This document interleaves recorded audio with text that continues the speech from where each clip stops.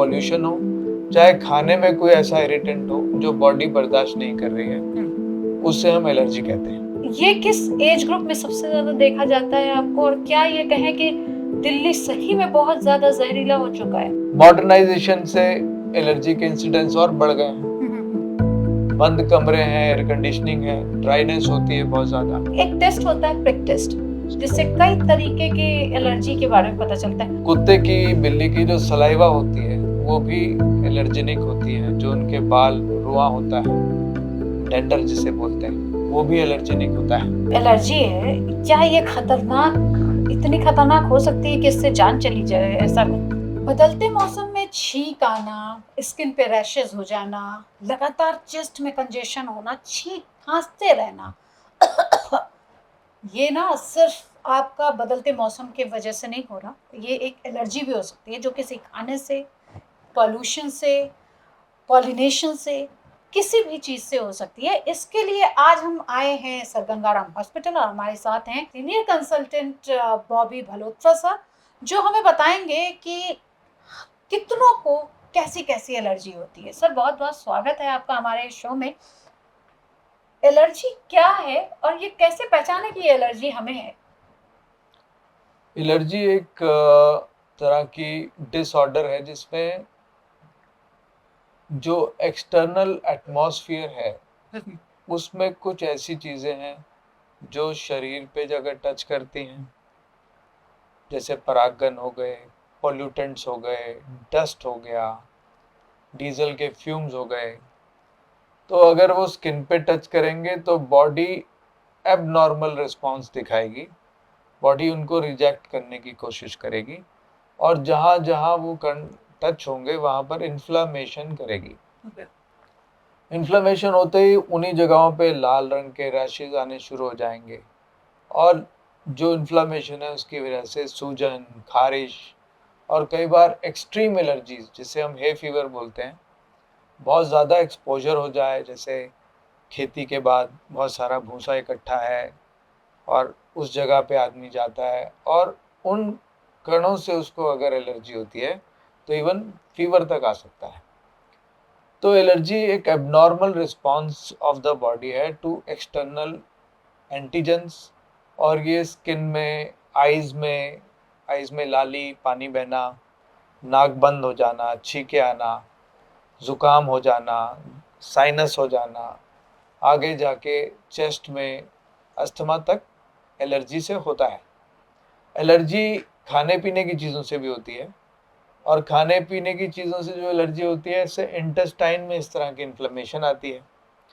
Intestine में सूजन आने से बार बार मोशंस आते हैं, दिन में कई बार जो है मोशंस जाते हैं, लोग फूड एलर्जी बोलते हैं। और ये सब चीज़ें जो बॉडी एक्सेप्ट नहीं कर रही है, चाहे वो पोल्यूशन हो, चाहे खाने में कोई ऐसा इरिटेंट हो जो बॉडी बर्दाश्त नहीं कर रही है, उससे हम एलर्जी कहते हैं। तो कैसे माने कि आप क्या कहेंगे कि हर शख्स को किसी ना किसी चीज से एलर्जी होती है, या ये एक सीजनल डिजीज है? एलर्जी एक जेनेटिक प्रॉब्लम है जो जीन्स में ट्रैवल करती है और एक जीन नहीं होती, इसमें बहुत सारी जीन्स कंबाइंड जो है वो इफेक्ट करती हैं। कुछ लोगों को नेजल एलर्जी ज़्यादा होती है तो कुछ लोगों को चेस्ट की एलर्जी ज़्यादा होती है। कई लोगों को चेस्ट और नोज की होती नहीं है, सिर्फ स्किन की होती है। कई लोगों को सिर्फ स्टमक की एलर्जी होती है और कई लोगों को सारे ही चीज़ों की एलर्जी होती है। तो different genes are there which predisposes a person to allergy, और ये जीन्स जो हैं वो फैमिली में रन करते हैं। तो अगर किसी के ग्रैंड पेरेंट, पेरेंट या ग्रेट ग्रैंड पेरेंट किसी को भी एलर्जी हो तो वो आगे जाके नेक्स्ट जनरेशन में एलर्जी का मैनिफेस्टेशन कर सकती है। एलर्जी कोई इन्फेक्शन नहीं है जो एक आदमी से दूसरे आदमी में छूत की बीमारी की तरह फैले, बट ये एबनॉर्मल रिस्पॉन्स है टू ए नॉक्शियस एजेंट जो बाहर है। वो एजेंट नॉक्शियस भी हो सकता है, कई बार सिंपल कपड़े से भी एलर्जी हो सकती है, नहाने के साबुन से भी एलर्जी हो सकती है, तो बॉडी ने उसको एक्सेप्ट नहीं किया। तो ऐसी एलर्जी है। नॉर्मली तो 100 में से 10 लोगों को इस तरह की एलर्जी किसी ना किसी चीज़ से होती है। मॉडर्नाइजेशन से एलर्जी के इंसिडेंस और बढ़ गए हैं। बंद कमरे हैं, एयर कंडीशनिंग है, ड्राइनेस होती है बहुत ज़्यादा। Dryness, lack of humidity, moisture ना होना, उससे ये एलर्जी प्रीडिस्पोज होती है। एयर कंडीशन कमरों में एक और तरह की एलर्जी देखी गई है, वो है मोल्ड्स एंड फंगस से। एयर कंडीशनिंग डक्ट्स हैं, एयर कंडीशनिंग फॉल्ट सीलिंग है, इसमें काले रंग के आप देखते हैं अक्सर जो है छोटे छोटे डॉट्स नज़र आते हैं, ये मोल्ड्स हैं। और मोल्ड्स की एलर्जी बहुत ज़्यादा बढ़ती जा रही है। एक और एलर्जी आ रही है सामने जो मॉडर्न टाइम के हिसाब से काफ़ी ज़्यादा प्रेवलेंट हो रही है, वो है कबूतरों की वजह से। कबूतरों को हम दाना डालते हैं, कबूतरों की बीट की, कबूतरों के जो फर होते हैं उससे भी ज़्यादा लंग्स की एलर्जी होने लगती है। तो क्या जानवर, मतलब कबूतर तो एक चीज हो गई, क्या मतलब और कोई जानवर है, कुत्ता है, बिल्ली है, और वो पेट्स आपके घर में है, तो उससे भी एलर्जी होती है क्या? जानवरों से भी एलर्जी होती है। कई बार पेशेंट आते हैं जिनको किसी भी दवाई से कोई असर नहीं आता है। हम पता करते हैं घर में कोई बिल्ली या कुत्ता है, तो कुत्ते की, बिल्ली की जो सलाइवा होती है वो भी एलर्जेनिक होती है। जो उनके बाल, रुआं होता है, डेंडर जिसे बोलते हैं, वो भी एलर्जेनिक होता है। तो किसी भी प्रकार के एक्सटर्नल स्टिमुलस से बॉडी कई बार एबनॉर्मल रिएक्ट करती है, तो उस वजह से एलर्जी होने लगती है। पक्षी, तोता, घर में मैना, कबूतरों का आना, तो सब लोगों को नहीं होगी घर में, बट किसी ना किसी को ये एलर्जी के सिम्टम आने शुरू हो जाते हैं। अच्छा, अक्सर देख रहे हैं कि लोगों को ना चश्मा बहुत तेजी से चढ़ रहा है और उनकी आंखों से पानी बहुत जा रहा है, तो क्या ये सारी चीजें भी एलर्जी से ही कह सकते हैं कि ये एक एलर्जी है? आंखों से पानी जाना का दो कारण होते हैं। एक तो ड्राई आइज, जैसे मैंने बताया कि एयर कंडीशन कमरों में, एयर कंडीशन ऑफिसेज में मोस्टली हवा बाहर की आती ही बहुत कम है। हाँ। तो जो ह्यूमिडिटी है रूम की बहुत कम हो जाती है, ड्राई आइज होती हैं। कंप्यूटर पे बहुत ज़्यादा काम करने से ड्राई आइज होती हैं, उससे भी वाटरी आइज होती हैं। और जो हवा में केमिकल प्रदूषण है उससे भी आंखों में एलर्जी होगी, रेडनेस आएगी और खूब सारा पानी बहने लगेगा अचानक। तो दोनों कारण से ही आपको आंखों में पानी आने लगता है। तो इसको कैसे समझे कि ये एलर्जी ही है और उसके लिए क्या ट्रीटमेंट है? ज़्यादातर मिडिल एज लोगों को, जो लोग ऑफिस में काम करते हैं, लैपटॉप पे ज़्यादा काम करते हैं, अगर उनको कंटिन्यूस आंखों में एलर्जी, पानी आना, ड्राइनेस और समटाइम्स पेन होता है, तो इसका मतलब उनको चुभन होती है सर आंख में, बहुत चुभन होता है। ड्राइनेस से मैक्सिमम होता है। और अगर आप बाइक चला रहे हैं या बहुत ज़्यादा बाहर से आए हैं और तब ये सिम्टम हो रहे हैं, तो इसका मतलब एलर्जिक है। अगर आप ऑफिस में बैठे हैं और थोड़े दिन के बाद, थोड़े घंटे के बाद आपको इस तरह के सिम्टम आते हैं, इसका मतलब आपको ड्राई आइज हो रही हैं। तो इस तरह से हम डिफ्रेंशिएट करते हैं और आइज के अंदर केवल ल्यूब्रिकेटिंग ड्रॉप्स भी डालते हैं ताकि ड्राई आइज ना हो। तो ये मतलब कोई लुब्रिकेंट, ये एलर्जी नहीं है, बट ये ड्राइनेस की वजह से। तो ये कैसे हम डिफरेंशिएट कर पाएंगे? लाली की वजह से, अगर लाली है आंखों में आ रही है तो एलर्जी है। अगर सिर्फ पेन हो रहा है, ड्राइनेस हो रही है और पानी आ रहा है, तो शायद ये ड्राई आइज है। बहुत लोगों को एक टेस्ट होता है, प्रिक टेस्ट, जिससे कई तरीके के एलर्जी के बारे में पता चलता है। वो क्या है और कैसे हम समझे कि हाँ हम एलर्जिक हैं? अगर किसी व्यक्ति को कंटिन्यूअस एलर्जी हो रही है और सिंपल मेडिसिन, टैबलेट से या स्प्रे से या इनहेलर से या क्रीम लगाने से वो एलर्जी ठीक नहीं हो रही है, इसका मतलब कोई ऐसा वातावरण में तत्व है जो कंटिन्यूअस वो एक्सपोज हो रहे हैं।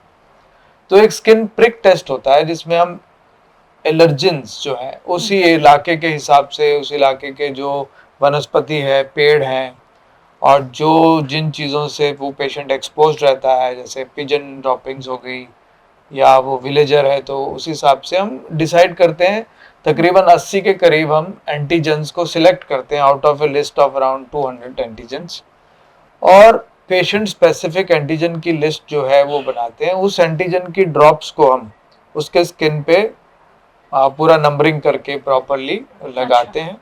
और फिर एक प्रिक से, छोटी सी एक प्रिक होती है, जिससे सुई से हम निडल से उस एंटीजन को स्किन में थोड़ा सा एंटर करते हैं और फिर थोड़ी देर बाद उसका देखते हैं कि वो जो पर्टिकुलर एंटीजन था उसने रिएक्शन स्किन पे किया कि नहीं। तो उसे बोलते हैं स्किन प्रिक टेस्ट।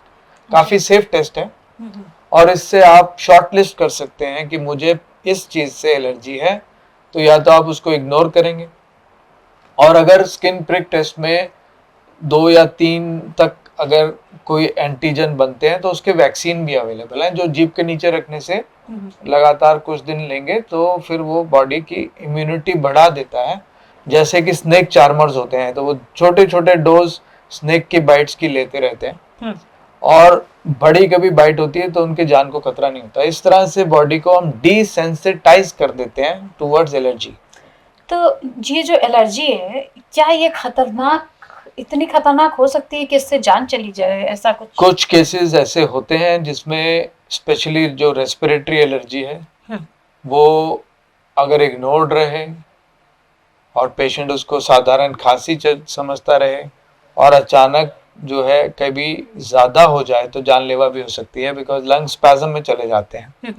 तो अस्थमा के पेशेंट्स में जब एलर्जी होती है बहुत तेज, तो समटाइम्स लाइफ थ्रेटनिंग अस्थमा बोलते हैं उसको, तो वो भी देखा गया है। ऐसे में पेशेंट कंप्लीट सेंटेंस नहीं बोल पाता है, वो एक एक दो वर्ड बोल के थक जाता है, ऑक्सीजन गिरने लगता है, हाथ पैर नीले पड़ने लगते हैं और सांस लेने में बेहद दिक्कत आने लगती है। इसे बोलते हैं एक्यूट सीवियर अस्थमा।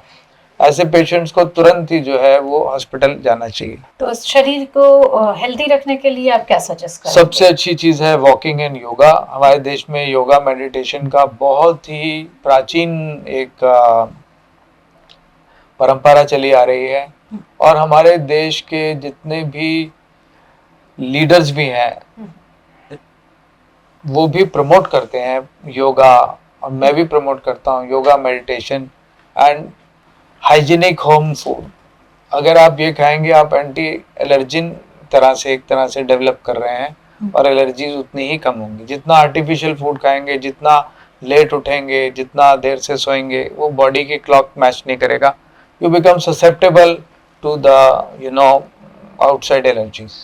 और आप अपने आप को स्वस्थ और एलर्जी से फ्री रखने के लिए क्या करते हैं? मैं अपने आप को स्वस्थ रखने के लिए डेली योगा करता हूँ और बिल्कुल भी आर्टिफिशियल प्रिजर्वेटिव वाली चीज नहीं खाता हूँ। ये आर्टिफिशियल प्रिजर्वेटिव से क्या मतलब है? कोल्ड ड्रिंक्स हो गई, प्रोसेस्ड फूड हो गए, जैसे बने बनाए गरम करा खाना खा लिया, बने बनाए पैकेट्स आते हैं, पानी डाला दाल बन गया, ये डाला उपमा बन गया, ये डाला तो फलाना बन गया। I avoid all these things because I know to have home food is a big blessing. तो जितने भी, मैं तो कॉलेज स्टूडेंट्स को, अपने जो पेशेंट्स हैं उनको ये इनकरेज करता हूँ कि बेसिक फूड आप कॉलेज हॉस्टल में भी कर सकते हैं, ऑल्दो मेस में भी नॉन आर्टिफिशियल वाला होता है, बट अगर रूम में भी जरूरत पड़े तो रादर देन कुकिंग समथिंग जो प्री मेड है, it is better to learn basic cooking. Sir आप खुद खाना बनाते हैं क्या? मैं बना सकता हूँ और बनाता भी हूँ, समय नहीं मिलता आजकल। तो अगर आपको सुरक्षित रहना है, एलर्जी मुक्त रहना है, तो सर की बातों को ध्यान से सुना ही होगा। एक बार और रिवाइंड करके सुन लीजिए और आप क्या जानना चाहते हैं ये हमें ज़रूर कमेंट बॉक्स में आके बताएं। देखते रहिए THS।